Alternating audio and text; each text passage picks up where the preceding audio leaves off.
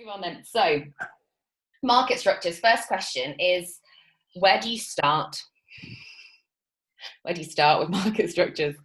I'm aware that AQA, it's part of the AS level. They have to have some knowledge of monopoly, like they have to know what a monopoly is, whereas Edexcel doesn't mention it at all.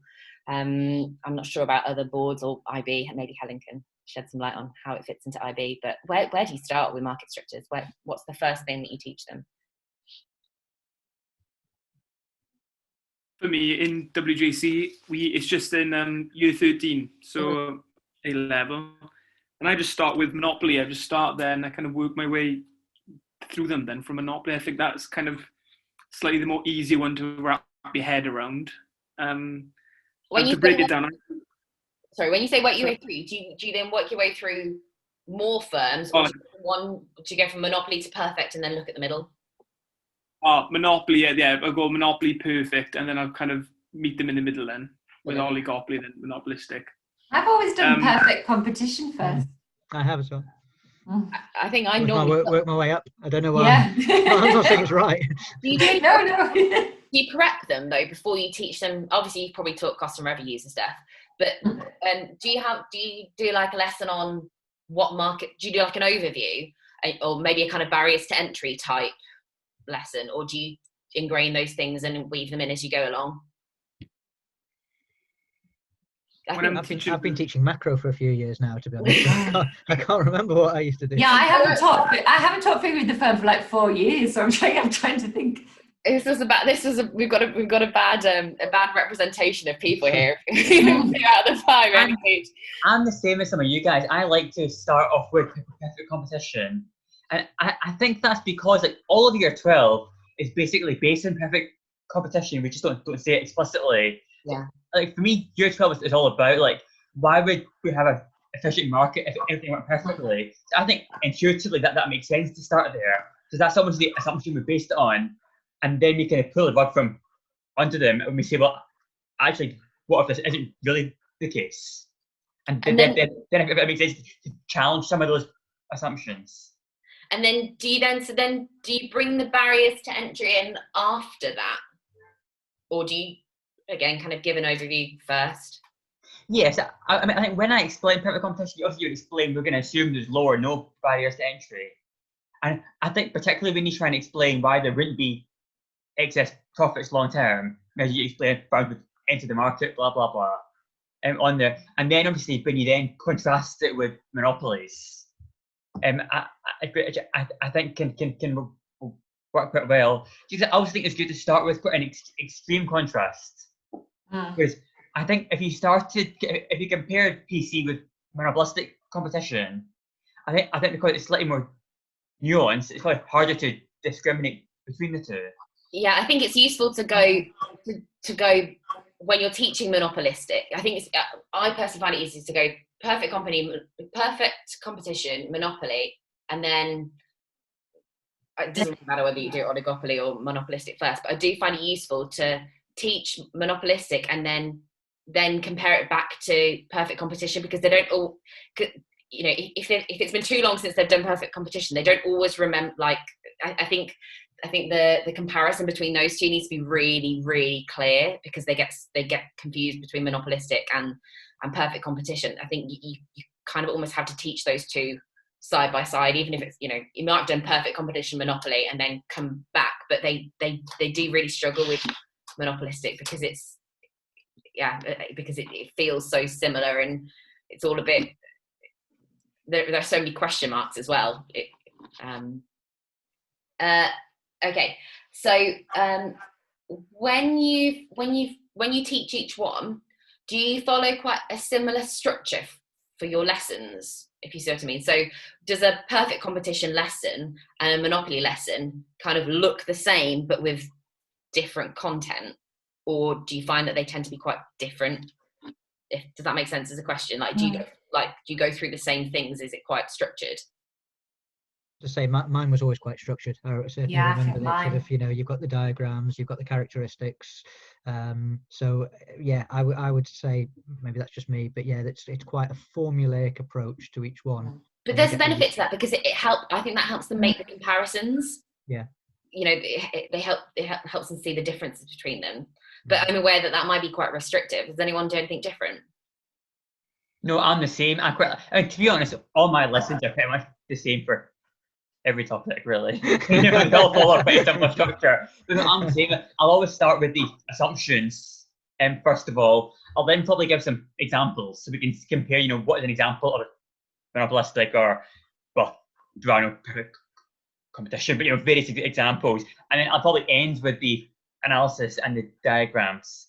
I think they only really make sense when you really understand the kind of assumptions and where they exist. And I think you have to do that bit so slowly as well to keep everyone with you. That last stage is the diagrams. I think linking back to what we've already said is that it's worth making sure they're with you every step, because if it gets to the point where they just learn what the diagram looks like, I kind of think at that point it's really difficult to get them back. And I know that I remember when I was learning this at school, I had surgery in my, I think I had quite a lot of surgery in my levels, but I think I had surgery at this topic. And so I just remember like reading the textbook and being like, okay, I just need to remember these diagrams. And then at university, I was like, I literally have no idea what's going on because I didn't learn it properly the first time. I think it's quite difficult to get them back once they've just kind of memorized what the curves look like. It's then quite difficult to then put the understanding back in. What was the next question? How do you make the comparisons between structures?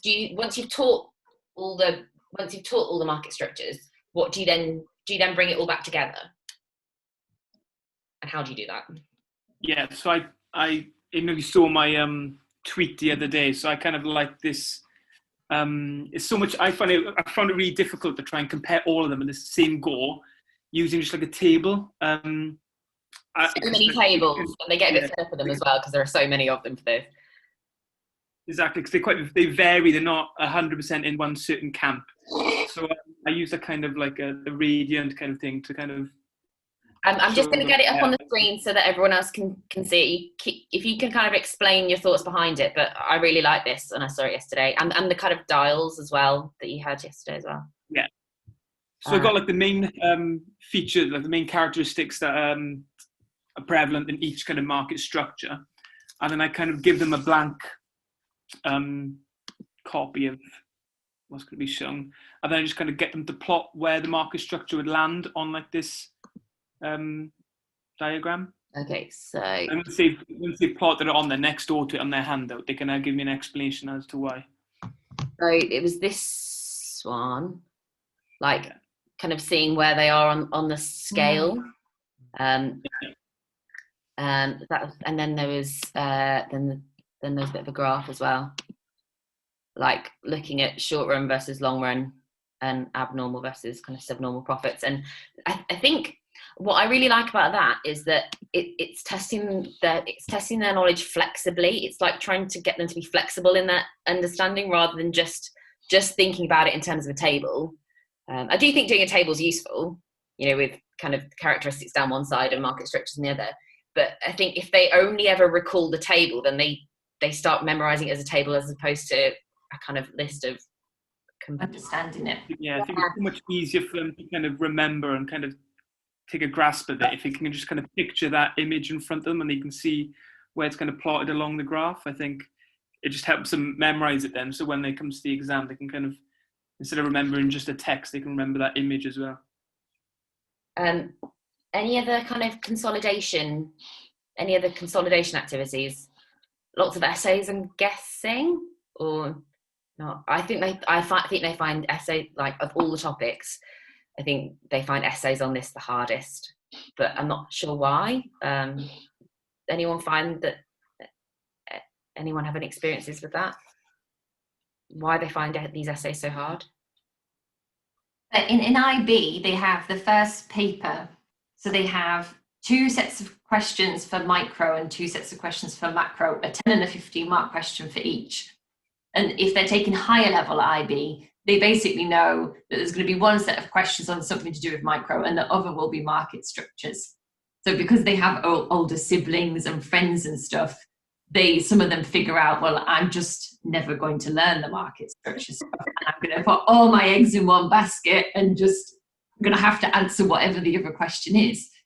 And sometimes they even ask you this, like, well, should I just only, I'm like, I can't just not learn what we did for half a year.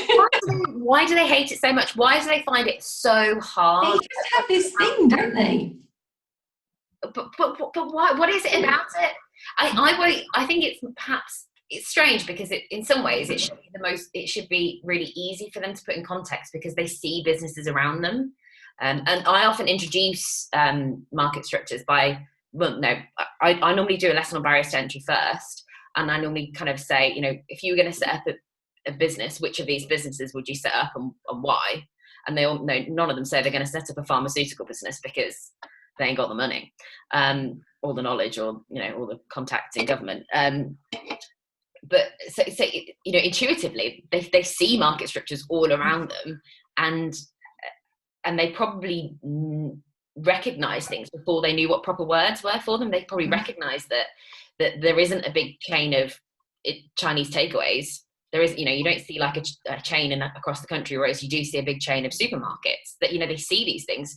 So I don't know why they find it so difficult. I'm saying that I don't know why they find it so difficult, but I found it really difficult, but I can't articulate why. I feel as well that they... I've got Helen first and then we'll go to Yusuf. I think they think there's this reputation. I mentioned before about older siblings and stuff. I think it gets passed down. It's really difficult. And my economic law. Yeah, we just did all of micro in year 12, so it included market structures. I know the teacher at my current school, like, I think she puts off teaching it until year 13. But then again, I think the students are like, oh, it's coming, this theory of the firm, it's on its way. And I feel like this is like big build-up that they think this really scary topic's coming. Like, it's like it just has this reputation. We even had a single lesson on it. Yusuf, do you find something similar? Yeah, sort of. I think the problem with market structures as a topic is that it's very isolated in the curriculum. Whereas if you look at the rest of micro, it follows quite a logical pattern. So you look at supply and demand and price mechanism. You then look at market failure. You then look at, well, how does the government intervene to solve the market failure? Then you look at, well, why does the government fail in their interventions? So it's all very logical. So it's all kind of one built on the other. And then you've got this kind of slightly random theory of the farm that's separate to all of that. I think the narrative, particularly I do Edexcel, and in general, I think the narrative of the Edexcel spec as it is makes a lot more sense than the AQA spec, even though AQA is definitely better in other respects. Andrew isn't here, but Andrew would definitely be arguing that. But I feel like the narrative of micro, of the other bits of micro are quite easy to put in, whereas then you get to the point where, but everything I've just told you relies on the fact that we're following these assumptions and we're just going to put those to one side for now and look at the other options. And you're right, I think they find it very difficult to link those two bits together, maybe. There's no way to blag it either, is there? On the macro side, you can waffle on a little bit about unemployment or something in essay, and some of it they can apply themselves quite easy and they can understand it. But this is real nuts and bolts stuff. If you don't get your cost and revenue curve spot on, you haven't got to help. So it's a little bit all or nothing as well, isn't it? Yeah. I think there's definitely, they talk about thresholds and ceilings. I feel like, the ceiling isn't necessarily higher than other topics, but the threshold is really, really high. And I think particularly at the lower end, if you're teaching quite mixed ability classrooms, that's where it's really difficult to get some of those students to have really any understanding besides. I think in those cases, it's useful to go with the kind of putting names to things that they definitely see around them. But even then, they have a good even if they have a decent intuitive understanding, it's really difficult to answer the questions because if you don't get the diagrams, you don't get the diagrams. We're running short on time, but I'll keep going. If you had an NQT or a trainee or something, what would you advise them before? If they're just about to start teaching this topic, what advice would you give them? I think they would have to get well ahead of the spec and learn this well in advance, because I know sometimes in NQT you might just keep a few lessons ahead of the pupils, or but for this, actually, I think you've really got to know all the market structures quite well so that you can make the comparison before you even start. Yeah. Before you even start. So this is a topic area where, as an NQT, you'd want to really sort of get well ahead of the game, be confident with everything before you start with perfect competition or wherever your start is. So yeah, I think, and in some cases this only comes with a bit of experience as well. It would probably not be an easy topic for an NQT to launch with. So if you've got any control over that, you might want to revisit it. But any other tips that you'd give?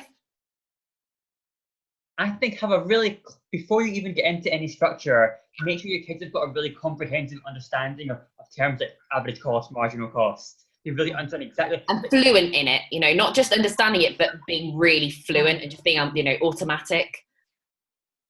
I think, sorry, I interrupted that. I got excited. No, yeah, absolutely. And even I find that I first taught market structures as an NQT. And I remember going to do things like monopoly diagrams, and kids still didn't really understand why MC would cross AC at its lowest point. They could draw it, but they couldn't really understand why. I had to go back and reteach some parts again, and it just became complete chaos. At that point. So I think it's really important to have that, that kind of prerequisite knowledge nailed down first. I think that might be a benefit of WJEC, because before we teach market structures, we go through revenue, cost, profit, objectives, and then market structures. So it's quite a nice narrative going into it. And that's what I'd recommend in NQT. I'd say, well, you do need to know your costs before you go into it, just because it is heavily reliant on the features and then the diagrams. I agree. I also think that I'd say don't underestimate the time needed to sink in. So don't just plan one lesson for perfect competition, one lesson for monopoly, one lesson for oligopoly, one lesson for monopolistic. I think you need to have maybe 3 or 4 lessons at the end of that to practice going between them and looking at it from, because there's so many different angles to look at it from, whether you look at it from, you're looking at perfect competition in detail, or you're looking at, profit across all of them, because you can come at it from so many different angles, because you can come at it from the, how well does this market meet this structure type thing. I'd say don't just think that if you do one lesson on each, they'll certainly be able to answer questions on all of them, because they need practice going between them. I was really surprised, Helen, that you said that when that's tackled in year 12, because I find they really need the maturity of tackling it in year 13. Like they need to just be a bit more mature, but I'd be impressed if they do it in year. Yeah, no, we always, my last school, we always just did it in year 12. Just the way the timetable was, you just did all of micro in. Wow. I think it's an interesting one, but clearly they managed it. So I was going to ask very quickly about why that we're running very low on time. I was going to ask quickly, just on something Ryan said earlier about do you look at case studies in this topic? And if so, do you have specific markets that you tell them to look at? Ryan, you mentioned they do something on Amazon. They get to choose, so they can choose what market structure they do. Normally, they kind of avoid perfect competition, but because you can't find any examples of it. But yeah, so normally the kind of monopolistic competition, they kind of like a local business that they go to, or when the parents run, or they kind of a test. I use Tesco quite often because it's like a natural monopoly within an oligopoly, so there's a lot to talk about with them. But they get to choose. Those would be my 2 examples for them to go off. But yeah, I just leave it up to them to go and kind of find a business that interests them. I said try and make it one that's quite obviously fit to a certain market structure, but they go off and write a blog about it and talk about the objectives behind each market structure then. Nice. Do you find they get on well with it? Do you find that they tend to succeed in it? Do you get some good output? Yeah, I think they find it really interesting. I think I always kind of heavily rely on giving examples for each market structure, because that's what helped it sink in with me. So I kind of give a lot of examples, a lot of businesses, and explain each feature, why does that relate to that business. So when they go off on their own, then I kind of already introduced them to certain businesses, so I think they can relate back to it a lot easier. Yeah, I like doing the blog and stuff like that. So I like using the financial markets, because then you can link it in a bit, and also there's I find there's so much movement, well, not much movement, but you know, the market structure of banks is looking a bit different than it did 5, 10, 15, 20 years ago, and you can almost look at the different bits there. Right, I'm going to move on.